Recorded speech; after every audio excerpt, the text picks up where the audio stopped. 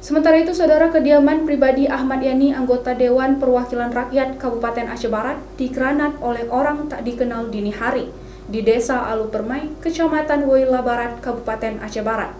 Akibatnya sejumlah jendela kaca rumah pecah, tidak ada korban jiwa dalam peristiwa tersebut. Saat peristiwa terjadi, Ahmad Yani dan keluarga sedang beristirahat di kediamannya Desa Alunaga Perman, Kecamatan Woila Barat, Kabupaten Aceh Barat. Granat tersebut meledak persis di samping rumahnya yang berdekatan dengan rumah tetangga. Usai kejadian, tetangganya berhamburan keluar rumah untuk memastikan apa yang sedang terjadi. Jadi setelah itu jam 3 lewat lah kami break dan pulang ke rumah masing-masing, dan saya beristirahat di dalam bersama istri saya. Selang sekira 40 atau 45 menit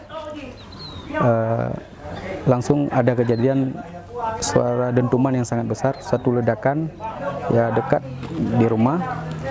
Jadi kami langsung keluar berhamburan, saya bersama istri saya, dan para tetangga malah lebih duluan karena lebih dekat dengan rumah beliau. Menurutnya, ledakan granat yang diduga sengaja dilempar ke rumahnya tersebut tidak mengenai bagian kamar tempat dirinya beristirahat, hanya jatuh di bagian samping rumah di sekitar pohon mangga. Pihaknya juga meminta bantuan perlindungan dari pimpinan DPRK dan partainya untuk dapat mengawasi ancaman teror. Memang telah terjadi ledakan yang diduga, baru kami duga sebagai ledakan granat.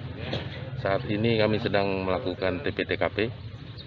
Kejadian diperkirakan pukul 4 pagi. Saat ini sedang dilaksanakan olah TKP oleh tim Jibom Brimob Polda Aceh.